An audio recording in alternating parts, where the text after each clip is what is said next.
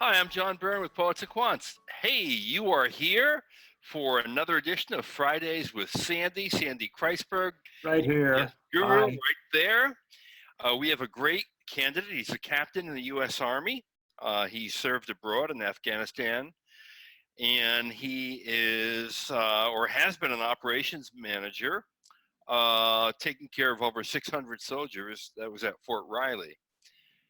He wants to get an MBA, and 26 years old. And 26. John, what is the dirty secret about military applicants?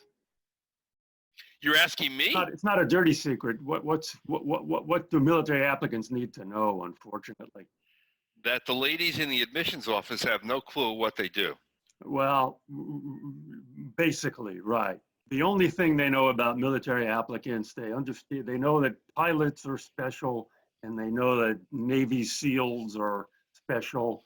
Everybody else is a military guy. So if you're everybody else, which is why Tyler, no diss, you're a good candidate for this, because a lot of we're going to use you to tell military applicants what they need to do if they don't have the flashing lights of pilot or Special forces.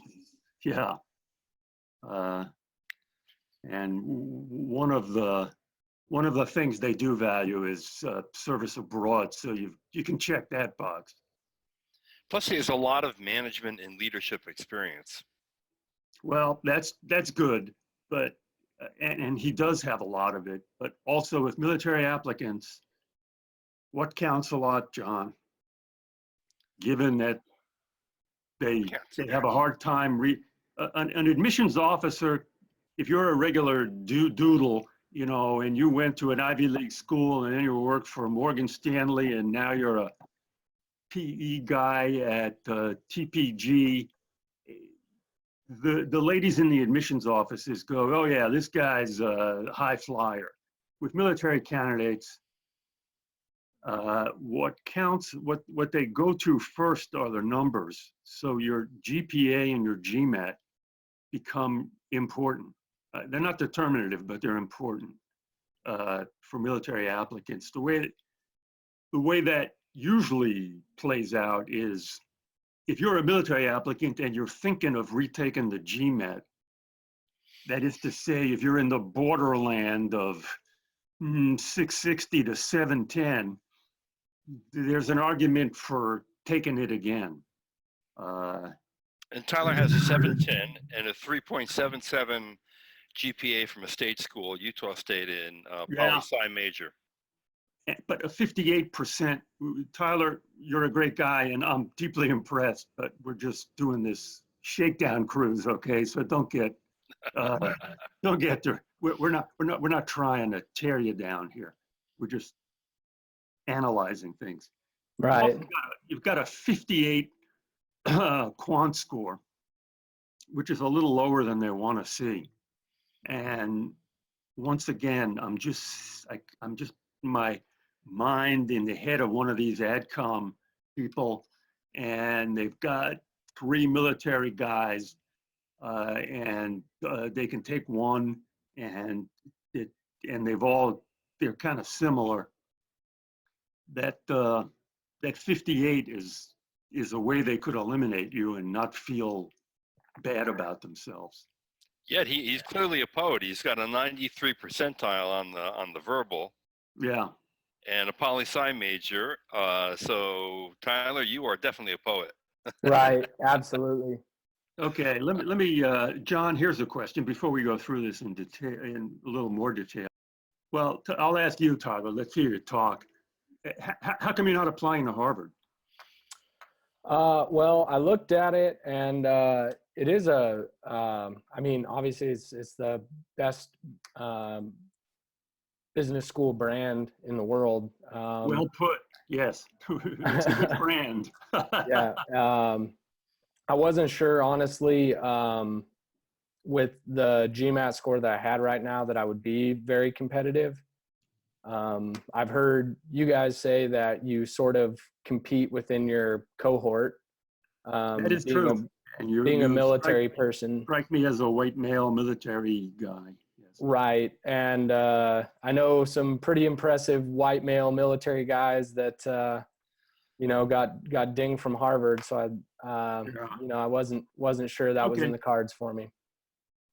I mean, you would agree with that, Sandy, because Harvard's going to be giving the edge to the West Point U.S. Naval Academy, U.S. Air Force Academy grads. Yeah, they're gonna sure. Harvard's looking for service academy people, the Yeah, top third of them, who usually present with high grades and high GMATs. Right. I don't know if you had like a 730, you might be competitive. You've got a lot of soft stuff going for you. You've got a lot of leadership. You've got a lot of leading groups.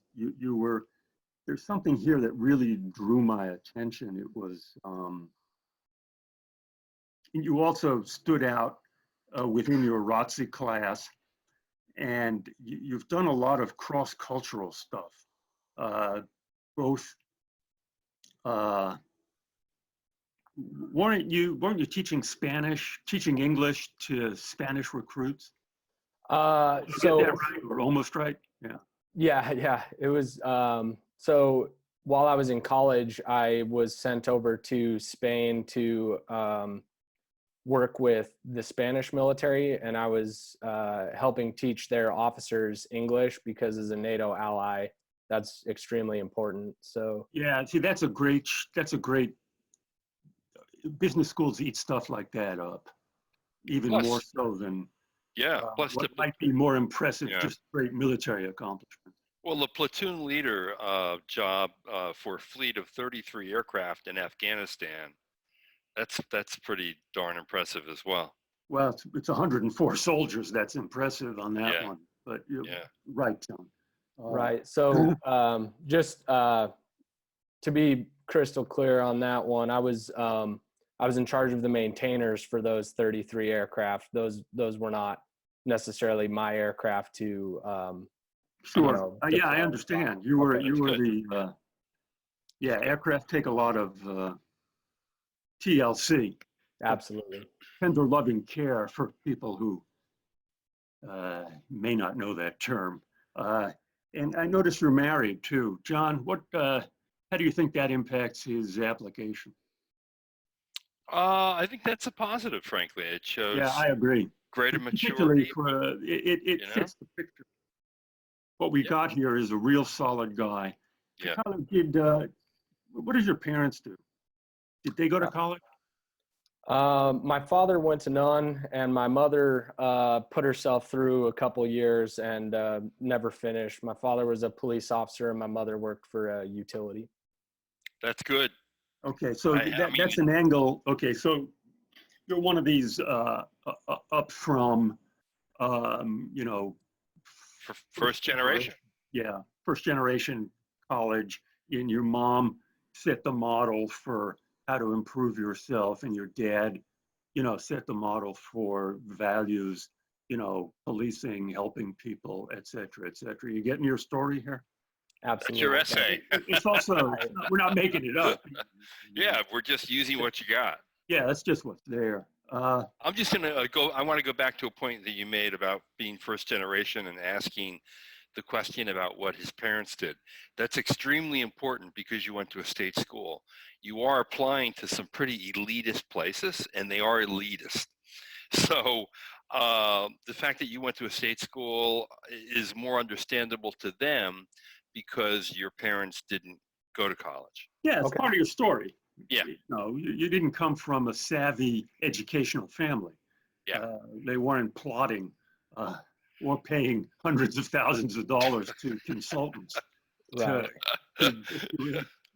elite schools. So that's just part of your natural story. But and the applications ask what your parents do. I believe most of them do. So the AdCom would pick up on it, but I would also unfold it as just part of your narrative, both in an answer to an essay or an interview. Okay. Okay. Awesome. How many? what could you, what were the takeaways of your time in Afghanistan? My takeaways from Which were like over a year, right? It was like a year and Almost a year and a half. Yeah. I'm sorry, that was between the total time in position. So some of that was in Kansas also. All right. Not all of that was in Afghanistan, but my major takeaways from my time in Afghanistan would be being present will motivate the people working for you, absolutely. And I would say you got to bring everything you got every day, because those are takeaways you could have gotten anywhere. Tell me some Right. takeaways that are Afghanistan specific. Did you get off the base much or not? I I flew a understand little those bit over there. bases are like sovereign countries. Right. They are very big. So I did fly around Afghanistan a little bit, but I didn't, I wasn't walking around interacting with a lot of locals or anything like that. So most of my interactions were with my soldiers. All right. That's if you've got a foreign country immersion story, that's a plus. But if you don't, just tell them the truth. Wharton, John, what do you think? Well, what do you think about his goal? He wants to get into brand management in some sort of rotation program at a company like a General Mills. What do you think about that? Perfect. Yeah. That is, thanks for bringing me back to that, John. That's perfect military goal. Military guys like to work, they either like consulting or they work for big corporations, rotational program. That's a perfect goal. It all makes sense. Tyler, I'm going to tell you right off the bat who would love you. AB InBev, Anheuser-Busch. They'd love you.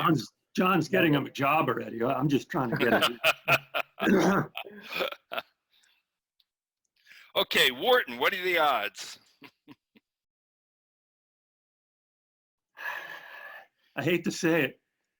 His odds would be a little higher if he had a 730 GMAT. Wharton is very touchy about that, and the whole military the whole military curse, I'm going to call it. That they have these adcoms have a hard time. That numbers count more for military. I think let's deal with what we got here. I think your chances at Wharton are like 20%. Do you know any military guys at Wharton, Tyler? I do. I've actually called their veterans club and gotten in contact with another Army pilot who's there currently, and I've spoken with him about his experience there and some recommendations he had. That's good. Does he have a sense of, well, that's good, but, does he have a sense, did he give you any feelings about whether you'd get in? He didn't know that. You can talk about this openly is right here. Right. He didn't talk about, we didn't talk about what my split was on the score. He said that 710 would probably be competitive. He said that for veterans, that's, in the ballpark. But we didn't speak about it much more than that. Okay. I think your chances are, well, what you should do through him is try and meet other vets. Try and find some guy like yourself. Okay. Simply because, it's the more people you meet is interesting. And I'm interested in just, what the Wharton military cohort is. Do you know how large it is?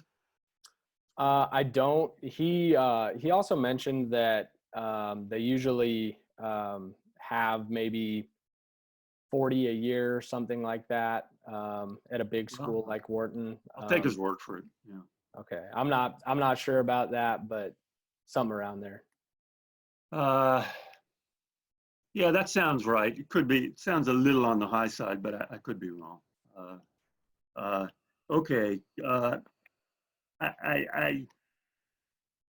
Well, just to beat my favorite dead horse here, or my unfavorite dead horse. I'd like to know how many of those 40 people went to service academies. I'd like to know, how many are pilots or special forces, and then I'd like to know how the others got in. Okay, that's what I'd like to know, and that's just because people tune in here to get the nitty gritty. Okay, everyone's great. I'm just interested in how the ad comes. I mean, clearly, I think Wharton and Kellogg and Berkeley are the reach schools among the schools that Tyler has chosen. And then you have Tuck, Cornell, and the University of Washington, the Foster School in Seattle. Yeah. So Okay. what do you think of Kellogg? What do you think about Kellogg? I think Cornell and University of Washington, those are good, safer schools. Okay, I think you're getting in there if you can convince that. What you have to do there to protect that base is tell them, John. Make sure they know you want to go. So visit campus, talk to the admissions people, talk to a few alums, do what you did at Wharton and contacting the military guys and gals on campus. Exactly. Yeah. Right. Good. Okay, so I think you're good there. You're a Tuck kind of guy, but you're competing with a lot of other Tuck kind of guys. Right. Tuck is small, so but it's the same thing. Show them the love. Yeah, Kellogg, one benefit of Tuck is you'll get the free interview just as you would at Kellogg, which gives you a chance to show off and show your interest. The thing about Tuck, I'll just put it out there, they just fell out of the top 10 in US News. That's going to take them off a number of applicant lists in the coming year. So the odds may swing slightly more in your favor by applying. John, you follow this. That's your gig. What happened? I don't know.